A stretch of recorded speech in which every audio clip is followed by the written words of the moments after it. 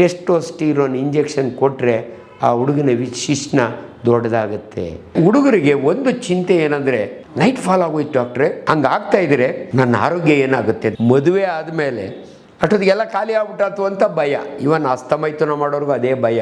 ಹುಣಸೆ ಮರ ಮುದಿಯಾದರೂ ಹುಳಿ ಕಡಿಮೆ ಆಗಲ್ಲ, ಹಂಗೆ ಗಂಡಸರಿಗೂ ಅಷ್ಟೇ. ಯಾರಿಗೆ ಮಕ್ಕಳಾಗಲ್ಲ ಅಂದರೆ ಇವನ ವೀರ್ಯ ಇರುತ್ತೆ, ವೀರ್ಯದಲ್ಲಿ ಸ್ಪರ್ಮ್ ಇರಲ್ಲ.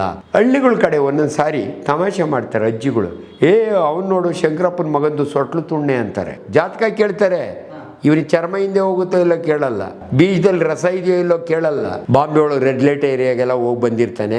ಇವನಿಗೆ ಗೋನೋಕಾಕಲ್ ಇನ್ಫೆಕ್ಷನ್ ಆಗಿರುತ್ತೆ. ಸೆಕ್ಸ್ ಮಾಡಿದ್ಮೇಲೆ ಗೋನೋಕಾಕಲ್ ಸ್ಟ್ರಿಕ್ಚರ್ ಆಗುತ್ತೆ, ರೀಸಸ್ಸೇ ಬರಲ್ಲ.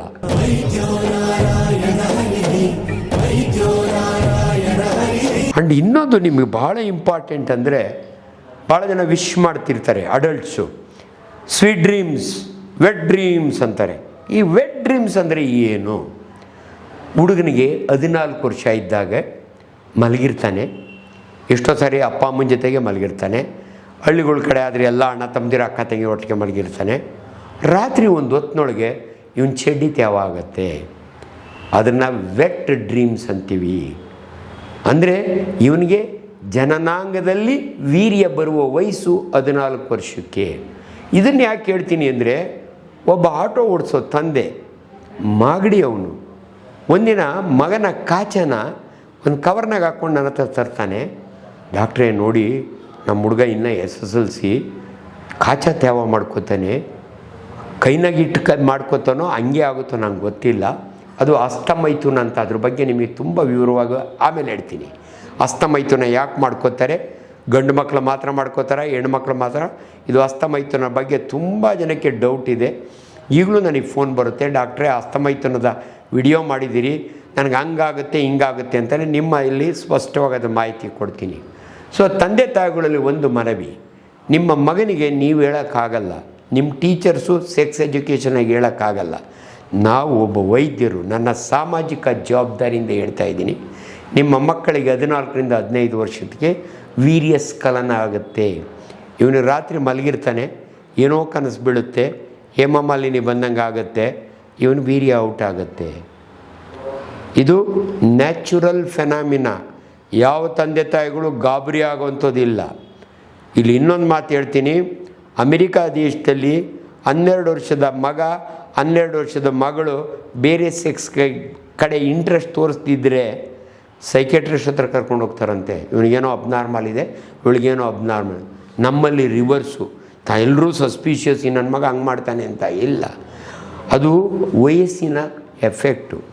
ಎಲ್ಲೋ ಒಂದು ಪಿಕ್ಚರ್ನಾಗ ಹಂಗೆ ಹೀರೋಯಿನ್ನು ಅಪ್ಪನ ಕೇಳ್ತಾಳೆ, ಯಾಕಪ್ಪ ನಾನು ಕಾಲೇಜ್ಗೆ ಹೋದರೆ ನೀನು ನನ್ನನ್ನು ಅನುಮಾನ ಪಡ್ತೀಯ ಅಂತ. ಇಲ್ಲ ಮಗಳೇ, ನಿನ್ನನ್ನು ನಂಬ್ತೀನಿ, ಆದರೆ ನಿನ್ನ ವಯಸ್ಸನ್ನು ನಾನು ನಂಬಲ್ಲ ಅಂತಾನೆ ಅಪ್ಪ.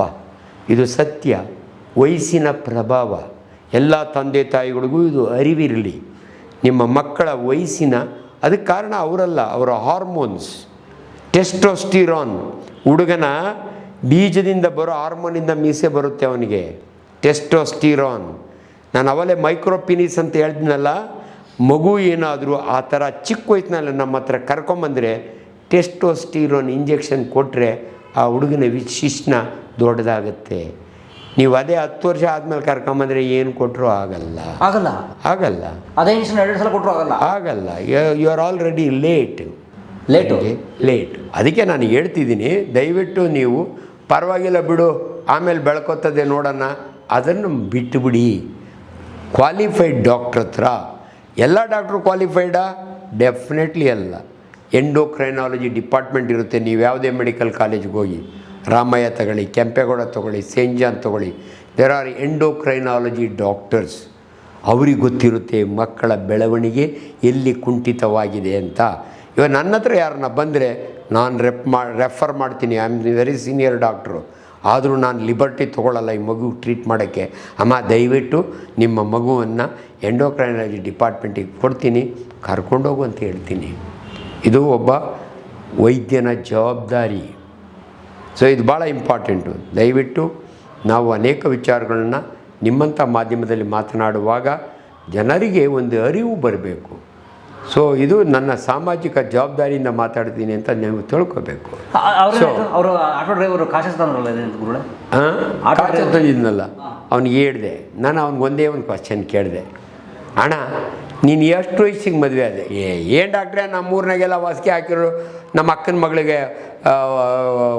ಅಕ್ಕನ ಮಕ್ಳು ಮದುವೆ ಆಗೋರು, ಅವಳಿಗೆ ವಾಸಿಗೆ ಹಾಕಿದ್ರು, ನನಗೆ ಅವಳ ಜೊತೆಗೆ ಮದುವೆ ಮಾಡಿದರು. ನೀನು ಅವತ್ತಿನಿಂದಲೂ ಕೂಡ ನಿನ್ನ ಹೆಂಡತಿ ಜೊತೆ ಮದುಕೋತಾ ಇದ್ದೀಯ. ಈಗ 26-27 ವರ್ಷ ಆದರೂ ಕೂಡ ಮದುವೆ ಆಗಲ್ಲ, ಇನ್ನೇನಾಗುತ್ತೆ ಹೇಳಪ್ಪ ನೀನು? ಸುಮ್ಮನೆ ಆಗ್ಬಿಟ್ಟ ಅವನು. ಇದು ನಿಜ, ಸಹಜ ಸಹಜ ಸಹಜ ವಯೋ ಸಹಜ, ಅದಾಗಬೇಕು. ಇಲ್ಲಿ ಹುಡುಗರಿಗೆ ಒಂದು ಚಿಂತೆ ಏನಂದರೆ, ಈ ರೀತಿ ಎಷ್ಟು ಜನ ಬರ್ತಾರೆ, ಅವರು ನೈಟ್ ಫಾಲ್ ಆಯಿತು ಅಂತ ಬರ್ತಾರೆ ನನ್ನ ಹತ್ರ. ನೈಟ್ ಫಾಲ್ ಆಗೋಯ್ತು ಡಾಕ್ಟ್ರೆ,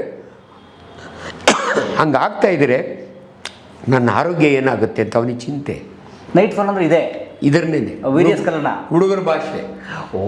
ಹುಡುಗರ ಭಾಷೆ ನೈಟ್ ಫಾಲ್ ಆಯಿತು, ಇಂಗ್ಲೀಷ್ ಮೀಡಿಯಂ ಭಾಷೆ. ಹಾಂ, ಅದನ್ನು ಆಗ ಹೇಳ್ತೀನಿ ನಾನು, ಅಣ್ಣ ದಿನಕ್ಕೆ 5 ಸಾರಿ ಹುಚ್ಚ ಐತೀಯ, ಹುಚ್ಚ ಬರ್ತಾನೇ ಇರ್ತದೆ. ದಿನಕ್ಕೊಂದು ಸಾರಿ ಕಕ್ಕ ಮಾಡ್ತೀಯ, ಕಕ್ಕ ಬರ್ತಾನೇ ಇರ್ತದೆ. ನಿನ್ನ ವೀರ್ಯನೂ ಹಂಗೆ ಉತ್ಪತ್ತಿ ಆಗ್ತಾನೇ ಇರ್ತದೆ. ಅದು ಆಚೆಗೆ ಹೋದರೆ ಅಲ್ಲಿ ಮುಗ್ದೋಗಲ್ಲ. ಇವ್ರಿಗೆ ಚಿಂತೆ ಏನು ಗೊತ್ತಾ, ಮದುವೆ ಆದಮೇಲೆ ಅಷ್ಟೊತ್ತಿಗೆಲ್ಲ ಖಾಲಿ ಆಗ್ಬಿಟ್ಟಾತು ಅಂತ ಭಯ. ಇವನ್ ಅಸ್ತಮೈಥುನ ಮಾಡೋರ್ಗೂ ಅದೇ ಭಯ. ನಾನು ಅಸ್ತಮೈಥುನ ಮಾಡಿಕೊಂಡು ಪೀನಿಸ್ನ ಕೈನಲ್ಲಿ ಎಜಾಕ್ಯುಲೇಟ್ ಮಾಡ್ಕೋತಾರೆ, ಇದನ್ನು ಅಸ್ತಮೈಥುನ ಅಂತಾರೆ. ಹಂಗೆ ಮಾಡಿಕೊಂಡು ವೀರ್ಯ ಎಲ್ಲ ಖಾಲಿ ಆಗ್ಬಿಟ್ರೆ ನಾನು ನನ್ನ ಹೆಂಡ್ತಿನ ಸ್ಯಾಟಿಸ್ಫೈ ಮಾಡೋಕ್ಕಾಗಲ್ವಲ್ಲ ಅನ್ನೋ ಟೆನ್ಷನ್ ಆಗಿರ್ತಾರೆ. ಅವ್ರಿಗೆ ಮಾತಾಡ್ತಾ ಇದ್ದೀನಿ. ವೀರ್ಯ ಉತ್ಪತ್ತಿ ಆಗ್ತಾನೇ ಇರುತ್ತೆ. ಕನ್ನಡದಲ್ಲಿ ಒಂದು ಗಾದೆ ಇದೆ, ಹುಣಸೆ ಮರ ಮುದಿಯಾದರೂ ಹುಳಿ ಕಡಿಮೆ ಆಗಲ್ಲ, ಹಂಗೆ ಗಂಡಸರಿಗೂ ಅಷ್ಟೇ, ನೀನು ಮುದಿಯಾದರೂ ನಿನ್ನ ವೀರ್ಯ ಇದ್ದೇ ಇರುತ್ತೆ. ಇದನ್ನು ತಿಳ್ಕೊಬೇಕು ಜನಗಳು. ವಯಸ್ಸಾದವ್ರಿಗೂ ಡೆಫಿನೆಟ್ಲಿ ನಿಮ್ಮಿರುವಿಕೆನೂ ಇರುತ್ತೆ, ಇದ್ದೇ ಇರುತ್ತೆ. ವೇರಿಯೇಷನ್ ಆಗುತ್ತೆ, ವೇರಿಯೇಷನ್ ಆಗುತ್ತೆ. ನಿಮ್ಮರೋದೇ ಇಲ್ಲ ಅಂತಲ್ಲ. ತಮಾಷೆಗೆ ಹುಡುಗರಿಗೆ ಹೇಳೋರು, ಹಿಂಗಿಟ್ಟು ಬೆಳ್ಳಿಟ್ಟು ತೋರಿಸೋರು, ನಿನಗೆ 18 ವರ್ಷಕ್ಕೆ ಸಾಮಾನು ಹಿಂಗಿರುತ್ತೆ, 22 ವರ್ಷಕ್ಕೆ ಹಿಂಗಾಗುತ್ತೆ, 30ಕ್ಕೆ ಹಿಂಗಾಗುತ್ತೆ, ಹಿಂಗಾಗಿ 60ಕ್ಕೆ ಹಿಂಗಾಗುತ್ತೆ ಅನ್ನೋರು. ಅದು ನಿಜ. 60 ವರ್ಷದವನಿಗೆ ಇವನ್ ಲೆವೆಲ್ಗೆ ಎರೆಕ್ಷನ್ ಆಗಲ್ಲ, ಅದನ್ನು ತಿಳ್ಕೊಬೇಕು. ಬಟ್ ಎರೆಕ್ಷನ್ ಅಂತೂ ಆಗುತ್ತೆ. ಯಾಕೆ ನಾರ್ತ್ ಕರ್ನಾಟಕದೊಳಗೆ ಒಬ್ಬ ಎಂಥದೋ ಇವನು ಅವನ ಹೆಸರು ಹೇಳೋಕ್ಕೆ ಹೋಗಲ್ಲ, 78 ವರ್ಷದ ಮಗ ಹುಟ್ಟಿಸಿರ್ಲ್ವ, ಅವ್ನು ಸತ್ತು ಹೋದ್ನಲ್ಲ, ಹಾಂ ಅಲ್ವಾ, ಅದು ದೊಡ್ಡ ಸುದ್ದಿ ಆಗಿತ್ತಲ್ಲ. ಸೊ ಆಗುತ್ತೆ ಅನ್ನೋದಕ್ಕೆ ಇವೆಲ್ಲ ಜನ ತಿಳ್ಕೊಬೇಕು. ಸೊ ಇವೆಲ್ಲ ಬಹಳ ಇಂಪಾರ್ಟೆಂಟು. ಸೊ ಕೊನೆಗೆ 18, ನಾನು ಅವಲೇ ಹೇಳಿದೆ, 15-16 ವರ್ಷಕ್ಕೆ ಶಿಶ್ನ ಬೆಳೆಯೋದು ನಿಂತೋಗುತ್ತೆ. ಅದಾದಮೇಲೆ ಬೆಳೆಯಲ್ಲ. ನೀವೇನು ಅಂದ್ಕೊಂಡ್ರು ನಿಮ್ಗೆ ಎಷ್ಟಿರುತ್ತೋ ಅಷ್ಟೇ ಇಂಪಾರ್ಟೆಂಟು. ಅದು ನಿಮಗೂ ಕೂಡ ಅರಿವಿರಲಿ ಅನ್ನೋದಕ್ಕೆ ನಾನು ಈ ವಿಚಾರಗಳನ್ನ ಹೇಳಿದೆ. ದಯವಿಟ್ಟು ನಿಮ್ಮ ಮಕ್ಕಳ ಶಿಶ್ನ ಫಸ್ಟ್ 10 ವರ್ಷ ಬೆಳೆಯೋದಿಲ್ಲ, ಹುಟ್ಟಿದಾಗ ಎಷ್ಟಿರುತ್ತೋ ಅಷ್ಟೇ ಇರುತ್ತೆ. 10 ವರ್ಷದಿಂದ ವರ್ಷಕ್ಕೊಂದೊಂದು ಇಂಚು ದೊಡ್ಡದಾಗ್ತಾ ಹೋಗುತ್ತೆ. 16-17 ವರ್ಷ ಬರೋ ಅಷ್ಟೊತ್ತಿಗೆ ನಿಮ್ಮ ಶಿಶ್ನದ ಉದ್ದ 5.5 ಇಂಚು ಎರೆಕ್ಟ್ ಆದಾಗೆ, ಹಂಗೆ ಎರೆಕ್ಟ್ ಇಲ್ದಿದ್ದಾಗೆ, ಉದ್ರೇಕಾಯಿ ಇಲ್ದಿದ್ದಾಗ 3.5 ಇಂಚು ಮೇಲೆ ಇರುತ್ತೆ. ಇಷ್ಟು ತಿಳ್ಕೊಂಬಿಟ್ರೆ ಸಾಕು. ವೀರ್ಯ ಸ್ಕಲನ, ವೀರ್ಯ ಅಂದರೆ ಇಟ್ಸ್ ಎ ವಾಲ್ಯೂಮ್. ಒಂದು ಸಾರಿ ವೀರ್ಯ ಸ್ಕಲನ ಆದರೆ 3-5 ml ಬರುತ್ತೆ. ಅದು ಎಲ್ಲಿಂದ ಬರುತ್ತೆ ಅಂದರೆ ಬೀಜದಿಂದ ಬರುತ್ತೆ. ಪ್ರಾಸ್ಟೆಟಿಕ್ ಫ್ಲೂಯಿಡ್ ಇರುತ್ತೆ, ಸೆಮೈನಲ್ ಫ್ಲೂಯಿಡ್ ಇರುತ್ತೆ, ಮ್ಯೂಕಸ್ ಇರುತ್ತೆ. ಎಲ್ಲ ಸೇರಿ ಒಂದು ಮನುಷ್ಯ ಆರ್ಗ್ಯಾಸಮ್ ಅಂತೀವಿ ನಾವು, ಉದ್ರೇಕಗೊಂಡಾಗ ವೀರ್ಯ ಸ್ಖಲನ ಆದಾಗ 5 ml ಬರುತ್ತೆ. ಆ್ಯಂಡ್ ಇದು ಇಂಪಾರ್ಟೆಂಟು. ಯಾರಿಗೆ ಮಕ್ಕಳಾಗಲ್ಲ ಅಂದರೆ ಇವನ ವೀರ್ಯ ಇರುತ್ತೆ, ವೀರ್ಯದಲ್ಲಿ ಸ್ಪರ್ಮ್ ಇರಲ್ಲ. ಇದನ್ನು ಏಜುಸ್ಪರ್ಮಿಯಾ ಅಂತೀವಿ. ಕೆಲವರಿಗೆ ವೀರ್ಯದಲ್ಲಿ ಒಂದು ಸ್ಪರ್ಮ್ ಇರಲ್ಲ. ಆ್ಯಕ್ಚುಲಿ 1 ml 1.20 ಮಿಲಿಯನ್ ಇರಬೇಕು. ಜ್ಞಾಪಕ ಇಟ್ಕೊಳ್ಳಿ, 1.20 ಮಿಲಿಯನ್. ಇಲ್ಲೇ ಒಂದು ವಿಚಾರ ಹೇಳ್ತೀನಿ. 1 ತಿಂಗಳಿಗೆ ಹೆಣ್ಣು ಮಗಳಲ್ಲಿ ಒಂದೇ ಮೊಟ್ಟೆ ರಿಲೀಸ್ ಆಗೋದು. ಈ ಒಂದು ಮೊಟ್ಟೆನ ಮಗು ಮಾಡಲಿಕ್ಕೆ ಒಬ್ಬ ಗಂಡಸಿನ, ಅವಳ ಗಂಡನ ಎಷ್ಟು ಮಿಲಿಯನ್ನು? 5. ಒಂದು ml ಅಂದರೆ 5 ml, ಒಂದರೊಳಗೆ 120 ಮಿಲಿಯನ್ ಇರ್ತವೆ. ಸೊ ಎಷ್ಟು ಮಿಲಿಯನ್ನು ಸ್ಪರ್ಮು ಟ್ರೈ ಮಾಡ್ತವೆ, ಕೊನೆಗೆ ಒಂದೇ ಸಕ್ಸೀಡ್ ಆಗೋದು. ಇದು ವಿಜ್ಞಾನ. ಸುಮಾರು ಅಷ್ಟು ಸ್ಪರ್ಮ್ಸು ಟ್ರಾವೆಲ್ ಮಾಡ್ತವೆ, ಮಧ್ಯೆ ಸತ್ತೋಗ್ತವೆ, ಕೆಲವರು ರೀಚ್ ಆಗಲ್ಲ, ಕೆಲವರು ಇದಾಗಲ್ಲ, ಸತ್ತೋಗ್ತವೆ. ಅದಕ್ಕೆ ಎಷ್ಟೋ ಇನ್ಫರ್ಟಿಲಿಟಿ ಕ್ಲಿನಿಕ್ಗಳಲ್ಲಿ ಇದನ್ನೆಲ್ಲ ಅವ್ರಿಗೆ ತಿಳಿಸ್ಕೊಡ್ತಾರೆ. ವೀರ್ಯಸ್ ಕಲಂದ ಬಗ್ಗೆ, ಅದ್ರ ಬಗ್ಗೆ ನಾನು ಹೆಚ್ಚಿಗೆ ಮಾತನಾಡೋಕ್ಕೆ ಹೋಗಲ್ಲ. ಬಟ್ ಆ್ಯಸ್ ಎ ಸರ್ಜನ್ ಇದಕ್ಕಿಂತ ಇಂಪಾರ್ಟೆಂಟು ಇವತ್ತು ಇನ್ನೊಂದು ಟಾಪಿಕ್ ಹೇಳಿ ಮುಗಿಸ್ತೀನಿ. ಪೀನಿಸ್ ಹೆಂಗಿರುತ್ತೆ ಅಂದರೆ ಅದು ನೋಡಲಿಕ್ಕೆ ಎಲ್ರಿಗೂ ಗೊತ್ತು, ಸೊ ನೋಡ್ತಾರೆ. ಹಳ್ಳಿಗಳ ಕಡೆ ಒಂದೊಂದು ಸಾರಿ ತಮಾಷೆ ಮಾಡ್ತಾರೆ ಅಜ್ಜಿಗಳು, ಅವ್ನು ನೋಡು ಶಂಕರಪ್ಪನ ಮಗಂದು ಸೊಟ್ಲು ತುಣ್ಣೆ ಅಂತಾರೆ, ಅಂದರೆ ಸೊಟ್ಟಿಗಿದೆ ಅಂತ. ಯಾಕೆ ಸೊಟ್ಟಿಗಿರುತ್ತೆ ಇದಕ್ಕೂ ನಿಮ್ಗೆ ಉತ್ತರ ಹೇಳ್ತೀನಿ. ನೀವು ಪೀನಿಸ್ ನೋಡಿದಾಗೆ ಚರ್ಮ ಕವರ್ ಆಗಿರುತ್ತೆ. ಈ ಟಿಪ್ನ ಪಿಂಗ ಅಂತಾರೆ ಕನ್ನಡದಲ್ಲಿ, ಗ್ಲಾನ್ಸ್ ಪೀನಿಸ್ ಅಂತೀವಿ ನಾವು. ಚರ್ಮ ಕವರ್ ಆಗಿರುತ್ತೆ. ಯಾಕೆ ಕವರ್ ಆಗಬೇಕು ಅಂದರೆ ಮಕ್ಕಳ ಈ ಪಿಂಗ ಎಕ್ಸ್ಪೋಸ್ ಆಗಿಬಿಟ್ರೆ ಚಿಕ್ಕ ಮಕ್ಕಳಿಗೆ ಕಾಚು ಹಾಕಿರ್ತಾರಲ್ಲ, ಅದು ಇರಿಟೇಟ್ ಆಗಿ ಅದು ಮಕ್ಕಳಿಗೆ ತೊಂದರೆ ಕೊಡುತ್ತೆ, ಭಾಳ ಸೆನ್ಸಿಟಿವ್ ಇರುತ್ತೆ. ಅದಕ್ಕೆ ದೇವರು ಇದನ್ನು ಕವರ್ ಮಾಡಿರ್ತಾನೆ. 5 ವರ್ಷ ಆದಮೇಲೆ ಅದು ಹಿಂದೆ ಹೋಗುತ್ತೆ. ಈ ಚರ್ಮ ಪೂರ್ತಿ ಕವರ್ ಆಗಿ ತೂತು ನೋಡಿ 2 ಹೋಲ್ ಇರ್ತವೆ. ಪಿಂಗದಲ್ಲಿ ಒಂದು ಹೋಲ್ ಇರುತ್ತೆ, ಅದು ಸರ್ಕ್ಯುಲರ್ ಇರಲ್ಲ, ವರ್ಟಿಕಲ್ ಸ್ಲಿಟ್ ಅಂತೀವಿ, ವರ್ಟಿಕಲ್. ದಯವಿಟ್ಟು ನಿಮ್ಮ ಮಗಿನ ಆ ತೂತು ರೌಂಡ್ ಇದ್ದರೆ ನಮ್ಮ ಹತ್ರ ಕರ್ಕೊಂಬನ್ನಿ, that is normal. Vertical slit ಹಿಂಗಿರಬೇಕದು, ಹಿಂಗಿದ್ರೆ ಅದು ನಾರ್ಮಲ್. ಚರ್ಮದಲ್ಲಿ ಒಂದು ತೂತು, ಒಳಗಡೆ ಚರ್ಮನ ಹಿಂದೆ ಮಾಡಿದರೆ ಪಿಂಗದಲ್ಲಿ ಒಂದು ತೂತು. ಈ ಪಿಂಗ ಅಂದರೆ ಗ್ಲಾನ್ಸ್ನಲ್ಲಿ ಯಾವಾಗಲೂ ತೂತು ಟಿಪ್ಪಲ್ಲಿರಬೇಕು. ಬೈ ಚಾನ್ಸ್ ಅದು ಇಲ್ಲಿದ್ದರೆ ಹೈಪೋಸ್ಪ್ಯಾಡಿಯಾಸ್ ಅಂತೀವಿ. ದಯವಿಟ್ಟು ಇಂಥ ಮಕ್ಕಳನ್ನು ನಿಮಗೆ ಅರಿವಿಲ್ಲ ಅಂದರೆ ಡಾಕ್ಟ್ರ್ ಹತ್ರ ಕರ್ಕೊಂಡೋಗಿ, ಡಾಕ್ಟ್ರಿಗೂ ಒಂದು ಅರಿವು ಹೇಳ್ಕೊಡ್ತೀನಿ ನಾನು. ಆ ಮಗುಗೆ ಚರ್ಮ ಹೆಂಗಿರುತ್ತೆ ಅಂದರೆ ಹಾವಿನ ಪೆಡೆ ಹತ್ರ ಇರುತ್ತೆ, ಹುಡ್ ಅಂತೀವಿ, ಸ್ಕಿನ್ ಹುಡ್. ಆ್ಯಂಡ್ ನಾನು ಮುಂದೆ ಸರ್ಕಮ್ಸಿಷನ್ ಬಗ್ಗೆ ಮಾತಾಡೋಕ್ಕೆ ಹೋಗ್ತೀನಿ. ಈ ಚರ್ಮ 5 ವರ್ಷ ಆದಮೇಲೆ ಹಿಂದೆ ಹೋಗಲಿಲ್ಲ ಅಂದರೆ ಅಂಥ ಮಕ್ಕಳಿಗೆ ಕತ್ನ ಮಾಡ್ತೀವಿ. ಮುಸ್ಲಿಮ್ಸು ಸರ್ಕಮ್ಸಿಷನ್ ಮಾಡ್ದಂಗೆ ನಾವು ಮಾಡ್ತೀವಿ. ಆದರೆ ಅರಿವು ಇಲ್ಲದಿದ್ದಂಥ ಸರ್ಜನ್ನು, ಒಬ್ಬ ಡಾಕ್ಟ್ರು ಇಂಥ ಹುಡ್ಡಿರೋ ಸ್ಕಿನ್ನನ್ನು ತೆಗೆದುಬಿಟ್ರೆ ಪಾಪ ಮಗುವಿಗೆ ಮುಂದೆ ರೀಕನ್ಸ್ಟ್ರಕ್ಟಿವ್ ಸರ್ಜರಿಗೆ ತೊಂದರೆ ಆಗುತ್ತೆ. ನೋಡಿ, ನಾಲೆಡ್ಜ್ ಎಷ್ಟು ಇಂಪಾರ್ಟೆಂಟ್ ಅನ್ನೋದಕ್ಕೆ. ಯಾವುದೇ ಒಬ್ಬ ಸರ್ಜನ್ನು ಸರ್ಕಮ್ಸಿಷನ್ ಮಾಡಬೇಕಾದ್ರೆ ತೂತು ಎಲ್ಲಿದೆ ನೋಡಬೇಕು, ಹೋಲು. ಎಷ್ಟೋ ಮಕ್ಕಳಿಗೆ ಹೋಲ್ ಅಲ್ಲಿರುತ್ತೆ, ಇಲ್ಲಿರುತ್ತೆ, ಮಿಡ್ಲ್ ಆಫ್ ದಿ ಶಾಫ್ಟು. ಪೀನಿಸ್ನ ಇಲ್ಲಿಂದ ಮೆಷರ್ ಮಾಡ್ತೀವಿ ನಾವು, ಸ್ಕ್ರೋಟಮ್ಮು ಅದ್ರ ಕೆಳಗಡೆ ಥರ್ಡ್ ಇರುತ್ತೆ, ಇಲ್ಲಿ ಪೀನಿಸ್ ಇಲ್ಲಿ ಓಪನ್ ಇರುತ್ತೆ. ಆ ಮಗು ಉಚ್ಚ ಒಯ್ದಾಗೆಲ್ಲ ತೊಡೆ ಎಲ್ಲ ತ್ಯಾವ ಆಗುತ್ತೆ. It's an abnormality. ಇದು ಲಕ್ಷಕ್ಕೊಬ್ಬರಿಗೆ ಆಗ್ಬೋದು. ಇಂಥದ್ರನ್ನ ಚಿಕ್ಕ ವಯಸ್ಸಿನಲ್ಲೇ ಕಂಡಿಡ್ಕೊಂಡ್ರೆ ಅದನ್ನು ಯೂರಾಲಜಿಸ್ಟು, ಪೀಡಿಯಾಟ್ರಿಕ್ ಸರ್ಜನ್ಸು ಆಪರೇಷನ್ ಮಾಡಿ ಈ ಹೋಲ್ನ ಇಲ್ಲಿ ತರ್ತಾರೆ. ಇದು ಭಾಳ ಇಂಪಾರ್ಟೆಂಟು. ಇಲ್ಲೇ ಇನ್ನೊಂದು, ಇದು ಹೈಪೋ ಅಂದರೆ ಕೆಳಗಡೆ, ಎಪಿ ಅಂದರೆ ಮೇಲ್ಗಡೆ. ಕೆಲವು ಮಕ್ಕಳಿಗೆ ತೂತು ಇಲ್ಲಿರ್ತದೆ, ರೀಸರ್ಚ್ ಮಾಡೋದು ಸುಯಿ ಅಂತ ಬರಬೇಕಲ್ಲ, ಇದು ಸುಯಿ ಅಂತ ಮೇಲೆ ಹೋಗುತ್ತೆ. ಇದನ್ನು ಕೂಡ ದಯವಿಟ್ಟು ತಂದೆ ತಾಯಿಗಳು ಕಂಡಿಡ್ಕೊಂಡು ಡಾಕ್ಟ್ರ್ ಹತ್ರ, ಯಾಕೋ ನಮ್ಮ ಮಗಿನ ಶಿಶ್ನ ಬೇರೆ ಥರ ಇದೆಯಲ್ಲ ಅಂತ ನೀವು ನಮ್ಮ ಹತ್ರ ಕರ್ಕೊಂಬರಬೇಕು. ಇದು ಭಾಳ ಇಂಪಾರ್ಟೆಂಟು. ಸೊ ಯಾರಿಗೆ ನಾವು ಸರ್ಕಮ್ಸಿಷನ್ ಮಾಡ್ತೀವಿ ಅಂದರೆ ಮಕ್ಕಳಿಗೆ ಚರ್ಮ 5 ವರ್ಷ ಆದಮೇಲೆ ಹಿಂದೆ ಹೋಗಲಿಲ್ಲ ಅಂದರೆ, ಕೆಲವರು ಉದ್ದ ಚರ್ಮ ಇರುತ್ತೆ, ಅಂಥ ಮಕ್ಕಳಿಗೆ ನಾವು ಸರ್ಕಮ್ಸಿಷನ್ ಮಾಡ್ತೀವಿ. ಇಲ್ಲ ಡಾಕ್ಟ್ರೇ, ಇಷ್ಟು ದಿನ ಚೆನ್ನಾಗಿತ್ತು, ಯಾಕೋ ನನಗೆ ಈ ನಡುವೆ ಕ್ರ್ಯಾಕ್ಸ್ ಬಂದುಬಿಟ್ಟಿದೆ, ಚರ್ಮ ಹಿಂದೆ ಹೋಗ್ತಿಲ್ಲ. ಇದು ಡಯಾಬಿಟಿಸ್ ಇರೋರಿಗೆ, ಈಗೊಂದು ಮಾಡ್ತಾ ಇದ್ದಾನೆ ನನ್ನ ಮಗ ಡಾಕ್ಟರ್ ಅರ್ಜುನ್. ಡಯಾಬಿಟಿಸ್ ಇರೋರಿಗೆ ಕ್ರ್ಯಾಕ್ಸ್ ಬಂದು ಚರ್ಮ ಹಿಂದೆ ಹೋಗಲ್ಲ, ಅಂಥವರು ದಯವಿಟ್ಟು ಸರ್ಕಮ್ಸಿಷನ್ ಮಾಡಿಸ್ಕೊಳ್ಳಿ. ಇಲ್ಲಿ ಇನ್ನೊಂದು ಮಾತು ಹೇಳ್ತೀನಿ, ಯಾಕೆ ಸರ್ಕಮ್ಸಿಷನ್ ಮಾಡಬೇಕು ಅಂದರೆ ಪ್ರತಿಯೊಬ್ಬರ ಗ್ಲಾನ್ಸ್ ಹಿಂದೆಗಡೆ ಇಲ್ಲಿ ಸ್ಮೆಗ್ಮಾ ಅಂತ ಒಂದು ಬಿಳಿ ಮೆಟೀರಿಯಲ್ಲು ಸೆಕ್ರಿಟ್ ಆಗುತ್ತೆ. ಪ್ರತಿ ಗಂಡಸು ಇದನ್ನು ದಿನ ಸ್ನಾನ ಮಾಡೋವಾಗೆ ಅಥವಾ ರೀಸಸ್ ಮಾಡೋವಾಗೆ ತೊಳ್ಕೋಬೇಕು, ಚರ್ಮ ಹಿಂದೆ ಮಾಡಿ.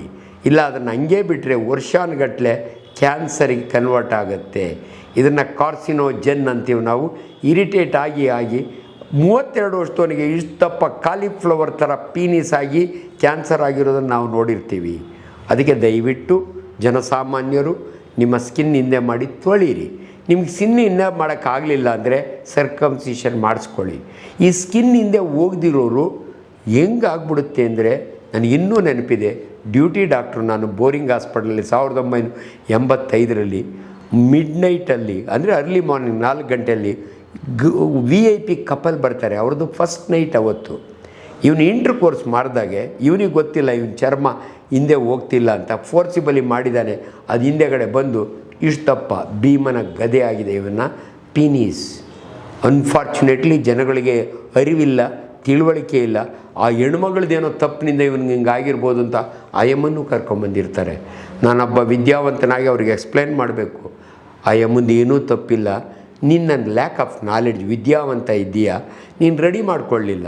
ನಮ್ಮ ದೇಶದಲ್ಲಿ ಇವೆಲ್ಲ ಪಾಪ ಅವ್ರಿಗೆ ಗೊತ್ತೇ ಇರಲ್ಲ. ಮದುವೆ ಆಗೋದಕ್ಕೆ ಮೊದಲು ಏನೇನು ರೆಡಿ ಮಾಡಬೇಕು ಅಂತ ನಾನು ಕೇಳಬೇಕು. ಜಾತಕ ಕೇಳ್ತಾರೆ, ಇವನಿಗೆ ಚರ್ಮ ಹಿಂದೆ ಹೋಗುತ್ತೋ ಇಲ್ಲೋ ಕೇಳಲ್ಲ, ಗೊತ್ತಾಯ್ತಾ? ಬೀಜದಲ್ಲಿ ರಸ ಇದೆಯೋ ಇಲ್ಲೋ ಕೇಳಲ್ಲ. ಚಿಕ್ಕ ವಯಸ್ಸಿನಲ್ಲಿ ಸರ್, ಚಿಕ್ಕ ವಯಸ್ಸಿನಲ್ಲಿ ಗೌತಲಮ್ಮ ಆದವ್ರಿಗೆ ಎಷ್ಟೋ ಜನಕ್ಕೆ ಟೆಸ್ಟಿಸ್ನೊಳಗೆ ಸ್ಪರ್ಮೆ ಇರಲ್ಲ, ಅದಕ್ಕೂ ಸಂಬಂಧ ಇದೆ. ಗೌತಲಮ್ಮ ಇಲ್ಲಿ ಹೌದು ವೈರಲ್ ಇನ್ಫೆಕ್ಷನ್ ಮಮ್ಸ್ ಅಂತೀವಿ, ಇಲ್ಲಿ ಮಮ್ಸ್ ಆದಾಗೆ ಅಲ್ಲಿ ಬೀಜದಲ್ಲೂ ಮಮ್ಸ್ ಆಗಿರುತ್ತೆ. ಎಷ್ಟೋ ಜನಕ್ಕೆ ವೀರ್ಯನೇ ಪ್ರೊಡ್ಯೂಸ್ ಆಗಲ್ಲ. ಇವೆಲ್ಲವನ್ನು ನಮಗೆ ಗೊತ್ತಾಗುತ್ತೆ, ಎಲ್ಲರೂ ಕೇಳೋಕ್ಕಾಗಲ್ಲ. ಅಟ್ಲೀಸ್ಟ್ ಇವನಿಗೆ ಎರೆಕ್ಷನ್ ಇದೆಯಾ ಅಂತ ಆದರೂ ಕೇಳಬೇಕು. ಯಾರು ಇವರು ಹೆಣ್ಣೋರು ಕೇಳಿದ್ರು ಹೆಣ್ಣಿನ ಕಡೆ ಯಾರನ್ನ ಒಬ್ಬರನ್ನ ಬಿಟ್ಟು ಕೇಳಬೇಕು. ಕೌನ್ಸಿಲಿಂಗ್ ಅಂತೀವಿ ನಾವು, ಇದು ವೆರಿ ಇಂಪಾರ್ಟೆಂಟು. ಸೊ ನಾನು ಇಷ್ಟೊತ್ತು ಮಾತನಾಡುವಾಗ ನಿಮ್ಗೆ ಇಷ್ಟೆಲ್ಲ ವಿಚಾರ ಹೇಳಿದ್ನಲ್ಲ, ಈಗ ಒಂದು ಸ್ಮಾಲ್ ಸ್ಟೋರಿ ಹೇಳ್ಬಿಟ್ಟು ನಿಮಗೆ ನಿಲ್ಲಿಸ್ತೀನಿ. ಈಗ ಯಾಕೆ ನಾನು ಆ ಭಾಷೆ ಯೂಸ್ ಮಾಡಿದೆ ಅಂದರೆ ನೀವು ನಂಬೋದಿಲ್ಲ. ನಾನು ಅಸಿಸ್ಟೆಂಟ್ ಪ್ರೊಫೆಸರ್ ಆಫ್ ಸರ್ಜರಿ ಕಿಮ್ಸಲ್ಲಿ ಕೂತಿದ್ದೀನಿ, OPD. ನಮ್ಮ ಹುಡುಗರೆಲ್ಲ ಕೂತಿರ್ತಾರೆ. ಯಾವುದನ್ನ ಕೇಸ್ ಬಂದರೆ ಅದ್ರ ಮೇಲೆ ಡಿಸ್ಕಷನ್ ತೊಗೋತೀನಿ ನಾನು, ಈ ಕೇಸ್ ಹಿಂಗೆ ಅಂತ. ಅವತ್ತು ಪೇಷಂಟೇ ಕಡಿಮೆ. ಕೊನೆಯಾಗಿ ಮಾತಾಡ್ತಾ ಏನೋ ಸ್ಟೋರಿ ಹೇಳ್ತಾ ಕೂತಿದೆ. ಅಷ್ಟೊತ್ತಿಗೆ 3 ಜನ ಬಂದರು. ನೋಡ್ತೀನಿ 3 ಹಳ್ಳಿಯವರು, ಹೆಗಲ ಮೇಲೆ ಟವಲ್ ಹಾಕ್ಕೊಂಡಿದ್ದಾರೆ, ಟಿಪಿಕಲ್ ಹಳ್ಳಿಯವ್ರ ಥರನೇ. ಖುಷಿ ಆಯಿತು ನನಗೆ, ಯಾರೋ ಒಬ್ಬ ಬಂದ ಅಂತ. ಅಲ್ಲಿಂದ ಕೇಳಿ ಏನಪ್ಪ ಬರ್ರಪ್ಪ ಅಂದರೆ, ಉಚ್ಚ ಪ್ರಾಬ್ಲಮ್ ಸಾರ್ ಅಂದ ಒಬ್ಬ. ನನಗೆ ಗೊತ್ತು ಹಳ್ಳಿ ಭಾಷೆ, ಉಚ್ಚ ಪ್ರಾಬ್ಲಮ್ ಅಂದರೆ ರೀಸಸ್ ಪ್ರಾಬ್ಲಮ್. ನನಗೆ ಇಮ್ಮಿಡಿಯೇಟ್ಲಿ ಹುಡುಗರಿಗೆ ಹೇಳಿದೆ, ನೋಡಪ್ಪ before I C the patient ನಿಮ್ಗೊಂದು ಮಾತು ಹೇಳ್ತೀನಿ. ರೀಸಸ್ ಪ್ರಾಬ್ಲಮ್ಮು ಗಂಡು ಮಕ್ಕಳಲ್ಲಿ 3 ಟೈಮ್ ಬರುತ್ತೆ. ಒಂದು ಚಿಕ್ಕ ಮಕ್ಕಳಲ್ಲಿ ರೀಸಸ್ ಮಾಡೋವಾಗೆ ಊದ್ಕೊಳ್ಳುತ್ತೆ, ಅದಾದಮೇಲೆ ತೊಟ್ಟಂತ ಇಕ್ಕುತ್ತೆ, ಇದು ಫೈಮೋಸಿಸ್ ಅಂತೀವಿ. ಅಂಥ ಮಕ್ಕಳು ಬಂದರೆ ಅವಕ್ಕೆ 5 ವರ್ಷ ಆದಮೇಲೆ ಸರ್ಕಮ್ಸಿಷನ್ ಮಾಡಿ ಸರಿ ಮಾಡಬೇಕು, ಫೈನ್. ಅದಾದಮೇಲೆ ಇನ್ನೊಂದು ಕ್ಯಾಟಗರಿ ಇದೆ. PUC ಫೇಲ್ ಆಗಿರ್ತಾನೆ, ಮಾಗಡಿ ಕಡೆ ದೊಡ್ಡಬಳ್ಳಾಪುರ ಕಡೆ ಹುಡುಗ, ಇದು ಆಲ್ಜಿಬ್ರಾ ಗಾಂಡ್ ಗಬ್ರಾ ಇದ್ರ ಸವಾಸನೆ ಬೇಡ ಅಂತ ಓಡೋತಾನೆ, ಊರು ಬಿಟ್ಟು ಗೋವಾಗೆ ಹೋಗ್ತಾನೆ, ಬಾಂಬೆಗೆ ಹೋಗ್ತಾನೆ. 4 ವರ್ಷ ಅಲ್ಲಿ ಇಲ್ಲಿ ಉಣ್ಕೊಂಡು ತಿನ್ಕೊಂಡು ಬೋರ್ ಆಗಿಬಿಡುತ್ತೆ. ಅಯ್ಯೋ ನಮ್ಮೂರೇ ಸರಿ ಅಂತ ವಾಪಸ್ ಬರ್ತಾನೆ. ಹಳ್ಳಿ ಕಡೆ ಕೆಟ್ಟು ಬಂದವನಿಗೆ ಮದುವೆ ಮಾಡು ನೆಟ್ಟಗಾಗ್ತಾನೆ ಅಂತ ದೊಡ್ಡವರು ಹೇಳ್ಕೊಡ್ತಾರೆ. ಮದುವೆ ಮಾಡಿದರು, ಅವನು 1 ವರ್ಷಕ್ಕೆ ಬರ್ತಾನೆ ಉಚ್ಚ ಪ್ರಾಬ್ಲಮ್ ಅಂತ. ಯಾಕೆ ಗೊತ್ತಾ? ಬಾಂಬೆ ಒಳಗೆ ರೆಡ್ ಲೈಟ್ ಏರಿಯಾಗೆಲ್ಲ ಹೋಗಿ ಬಂದಿರ್ತಾನೆ, ಯಾರು ಇವನು ಕೇಳಲ್ಲ ಎಲ್ಲೋಗಿದ್ದೆ ಅಂತ. ಇವನಿಗೆ ಗೋನೋಕಾಕಲ್ ಇನ್ಫೆಕ್ಷನ್ ಆಗಿರುತ್ತೆ. ಇವನು ಸೆಕ್ಸ್ ಮಾಡಿದ್ಮೇಲೆ ಗೋನೋಕಾಕಲ್ ಸ್ಟ್ರಿಕ್ಚರ್ ಆಗುತ್ತೆ, ರೀಸಸ್ಸೇ ಬರಲ್ಲ. 3ನೇದು ಹುಡುಗರಿಗೆ ಹೇಳ್ತೀನಿ, ಬಿ ಕೇರ್ಫುಲ್. ತುಂಬ ಎಲ್ಡರ್ಲಿ ಪರ್ಸನ್, ದೈವ ಭಕ್ತ, ಮಕ್ಕಳು ಸಾಫ್ಟ್ವೇರ್ ಇಂಜಿನಿಯರು, ರಾತ್ರಿ 3 ಸಾರಿ ಎದ್ದೇಳ್ತಾನೆ ರೀಸಸ್ ಮಾಡೋಕ್ಕೆ. ನೋಡಿ ನಿಮಗೆಲ್ಲ ಗೊತ್ತಿದೆ, ನಾನು ಹೇಳಿದ್ದೀನಿ 2 ಕಂಡೀಷನ್ ಒಳಗೆ 3 ಸಾರಿ ಇದ್ದರು. ಒಂದು ಡಯಾಬಿಟಿಸ್ ಮೆಲಿಟಸ್, ಸಕ್ಕರೆ ಕಾಯಿಲೆ ಇದ್ದರೆ ಎದ್ದೇಳ್ತಾರೆ. ಇಲ್ಲ ಅಂದರೆ ಪ್ರಾಸ್ಟೇಟ್ ಇರುತ್ತೆ, ಪ್ರಾಸ್ಟೇಟ್ ದಪ್ಪದಾದರೆ BPH ಅಂತೀವಿ, ಬಿನೈನ್ ಪ್ರಾಸ್ಟೇಟಿಕ್ ಹೈಪರ್ಟ್ರೋಫಿ, ಅವನು ಎದ್ದೇಳ್ತಾನೆ ರಾತ್ರಿ 3 ಸಾರಿ. ಯಾಕೆ ಅವನು ಎದ್ದೇಳ್ತಾನೆ ಅಂದರೆ, ಒಬ್ಬ ಮನುಷ್ಯ ರೀಸಸ್ ಮಾಡಿದ ಮೇಲೆ ಪೂರ್ತಿ ಬ್ಲಾಡರ್ ಖಾಲಿ ಆಗಬೇಕು. ಆದರೆ ಹಿರಿಯರು ಮಾಡಿದಾಗೆ ಒಂದು 50 ಅಲ್ಲೇ ಉಳ್ಕೊಂಬಿಡುತ್ತೆ. ಅವನು ರಾತ್ರಿ ಇನ್ನೊಂದು ಕಿಡ್ನಿಯಿಂದ ಇನ್ನೊಂದು 100 ಬಂದ ತಕ್ಷಣವೇ ಅದು ತುಂಬ್ದಂಗೆ ಆಗುತ್ತೆ, ಎದ್ದು ಉಚ್ಚೋಗಕ್ಕೆ ಹೋಗ್ತಾನೆ. ಯೂಶ್ವಲಿ ಡಿಸೆಂಬರ್ನಾಗ ಇದಾಗುತ್ತೆ. ನಾನು ಹುಡುಗರಿಗೆ ಅದು ಒಂದು ಮಾತು ಹೇಳ್ತೀನಿ, ನೋಡಪ್ಪ 3 ರೋಗ ಲಕ್ಷಣಗಳಿದ್ದಾವೆ ಪ್ರಾಸ್ಟೇಟ್ ದೊಡ್ಡರಾದರೆ. ಇದು ಚಾಪ್ಟರ್ ಹುಡುಗರಿಗೆ ತೀರಿನೂ ಬರೀಬೇಕು ಅವರಿಗೆ. What are the symptoms of BPH ಅಂತ ಕೇಳಿರ್ತೀನಿ ನಾನು. 3: ಅರ್ಜೆನ್ಸಿ, ಫ್ರೀಕ್ವೆನ್ಸಿ, ಎಸಿಟೆನ್ಸಿ. ಅಂದರೆ ಅರ್ಜೆಂಟು, 65 ವರ್ಷದ ಮುದುಕ ನಡುಮನೆ ಕೂತ್ಕೊಂಡು ಮಾತಾಡ್ತಾ ಇರ್ತಾನೆ, ರೀಸಸ್ ಬಂದ್ಬಿಡ್ತದೆ, ಬಾತ್ರೂಮ್ಗೆ ಹೋಗೋ ಚಡ್ಡಿ ಒಳಗೆ ಮಾಡ್ಕೋತಾನೆ. ಇದಕ್ಕೆ ಕಾರಣ ಅವನ ಪ್ರಾಸ್ಟೇಟ್ ದೊಡ್ಡದಾಗಿರುತ್ತೆ. ಹೆಸಿಟೆನ್ಸಿ, ನೀವು ಸಿನಿಮಾಗೆ ಹೋಗಿರ್ತೀರ ಮಕ್ಕಳ, ನಿಮ್ಗೆ ಹೇಳ್ತೀನಿ, ಇಂಟರ್ವಲ್ನಾಗ ಯಾರನ್ನ 60 ವರ್ಷದವನು ಉಚ್ಚೋಯಕ್ಕೆ ನಿಂತಿದ್ರೆ ಅವ್ನು ಹಿಂದೆ ನಿಂತ್ಕೋಬೇಡಿ ಕ್ಯೂ. ಯಾಕಂದರೆ ಅವನು ಸ್ಟಾರ್ಟೇ ಮಾಡೋಕ್ಕಾಗಲ್ಲ. ಅರ್ಧ ಗಂಟೆ ಆದರೂ ರೀಸಸ್ ಬರಲ್ಲ. ಇದನ್ನು ಎಸಿಟೆನ್ಸಿ ಅಂತೀವಿ.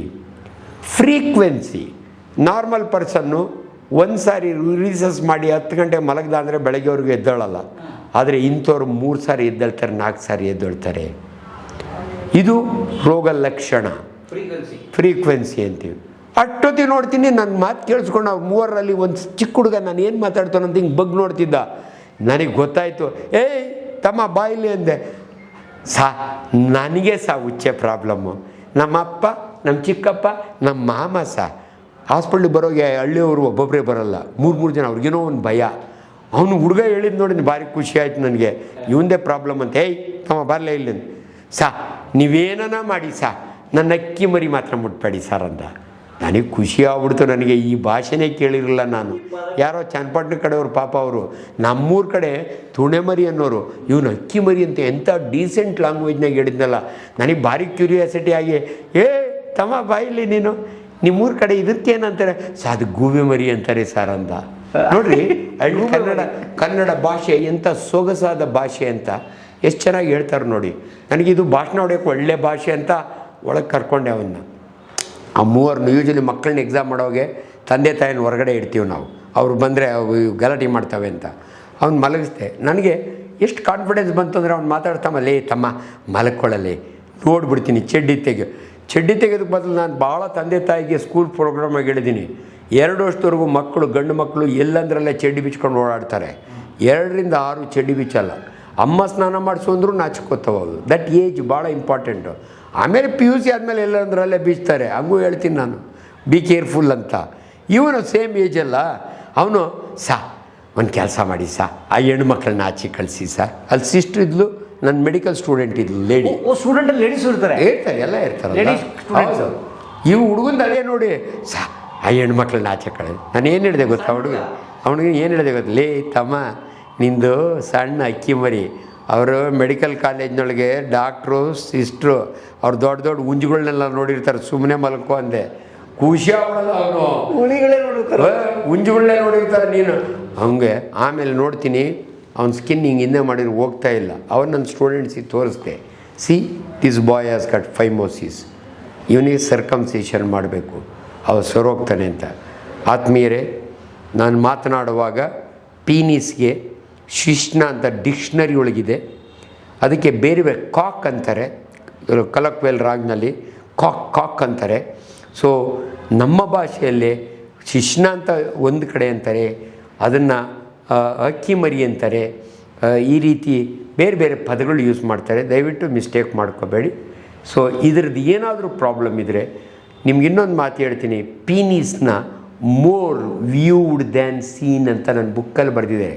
ಎಲ್ರಿಗೂ ಅದ್ರ ಬಗ್ಗೆ ಅನೇಕ ವಿಚಾರಗಳು ಗೊತ್ತು, ಆದರೆ ಒಬ್ಬನೂ ಸರಿಯಾಗಿ ನೋಡಿರಲ್ಲ. ಯಾಕೆ ನೋಡಿರಲ್ಲ ಅಂದರೆ ಅವನು ಹೊಟ್ಟೆ ಇಟ್ಟು ದಪ್ಪ ಇದ್ದರೆ ಅವ್ನು ಸಾಮಾನ್ಯಲ್ಲಿ ನೋಡ್ಕೋತಾನೆ, ಅವನು ನೋಡೋಕ್ಕಾಗಲ್ಲ. ಹಂಗಾಗಿ ಅದರಿಂದ ಭಾಳ important. More viewed than seen. ನೋಡೇ ಇರಲ್ಲ, ನಾಚಿಕೆ, ಯಾರೂ ನೋಡ್ಕೊಳ್ಳಲ್ಲ. ಆ್ಯಂಡ್ ಹೊಟ್ಟೆ ಹಿಂಗಿರುತ್ತೆ, ನೋಡೋಕ್ಕೆ ಆಗಲ್ಲ. ಬಟ್ ಅದ್ರ ಬಗ್ಗೆ ಏನೇನೋ ಕಥೆಗಳು ಹೇಳ್ತಾರೆ, ಅದ್ರ ಬಗ್ಗೆ ವ್ಯೂಸ್ ಹೇಳ್ತಾರೆ. ಅಮೆರಿಕಾದೊಳಗೆ ಹಿಂಗಂತೆ, ಅಲ್ಲಿ ಅವನಿಗೆ ಡಬಲ್ ಪಿನಿಸ್ ಇತ್ತಂತೆ, ಅಲ್ಲಿ ಅವನಿಗೂ ಇಬ್ಬರಿಗೆ 3 ಬೀಜ ಇತ್ತಂತೆ, ಹಿಂಗೆಲ್ಲ ಮಾತಾಡ್ತಾರೆ. ಡಬಲ್ ಪಿನಿಸ್ ರಿಪೋರ್ಟೆಡ್ ಇದೆ. ಡಬಲ್ ಪಿನಿಸನ್ನು ಕೆಲವು ಕೇಸ್ಗಳಲ್ಲಿ ರಿಪೋರ್ಟ್ ಮಾಡಿದ್ದಾರೆ. ಭಾಳ ಕಡಿಮೆ, ಅಪರೂಪ. ಅವೆಲ್ಲ ಇಂಪಾರ್ಟೆಂಟು. ಅದಕ್ಕೆ ಪೀನಿಸ್ ಬಗ್ಗೆ ಮಾತನಾಡುವಾಗ ಹೆದರ್ಕೋಬೇಡಿ, ನಾಚಿಕ್ಕೋಬೇಡಿ, ಅದ್ರ ಬಗ್ಗೆ ತಿಳ್ಕೊಳ್ಳಿ. ಸಾಕು ಅನಿಸುತ್ತೆ. ಇವತ್ತು ಸಾಕಷ್ಟು ಇನ್ಫಾರ್ಮೇಷನ್ ಜನಗಳಿಗೆ ಕೊಟ್ಟಿದ್ದೀವಿ. ಮೈತ್ರದ ಬಗ್ಗೆ ನೆಕ್ಸ್ಟ್ ಮಾತಾಡೋಣ. ಆಗಲಿ, ಧನ್ಯವಾದ ಗುರುಗಳೇ. ಸ್ವದೇಶೇ ಪೂಜ್ಯತೆ ರಾಜ, ವಿದ್ವಾನ್ ಸರ್ವತ್ರ ಪೂಜ್ಯತೆ. ಇಷ್ಟೊತ್ತು ನಾನು ಮಾತನಾಡಿದ್ದು ಕಲಾ ಮಾಧ್ಯಮದಲ್ಲಿ. ಕಲಾ ಮಾಧ್ಯಮದ ಚಾನಲ್, ಯೂಟ್ಯೂಬ್ ಚಾನಲ್ಗೆ ಸಬ್ಸ್ಕ್ರೈಬ್ ಮಾಡ್ಕೊಳ್ಳಿ. Thank you. ವಿಡಿಯೋ ನೋಡಿದ್ದಕ್ಕೆ ನಿಮಗೆ ತುಂಬ ಧನ್ಯವಾದಗಳು. ಪುಸ್ತಕಗಳನ್ನು ಓದು ಮನಸ್ಸನ್ನು ಅರಳಿಸುತ್ತೆ, ಬುದ್ಧಿಯನ್ನು ಚುರುಕು ಮಾಡುತ್ತೆ, ಕಾಣದ ಹೊಸ ಲೋಕವನ್ನು ಪರಿಚಯಿಸುತ್ತೆ. ಹಾಗಾಗಿ ಓದುವ ಸಂಸ್ಕೃತಿ ಹೆಚ್ಚಾಗ್ಲಿ. ಧನ್ಯವಾದ.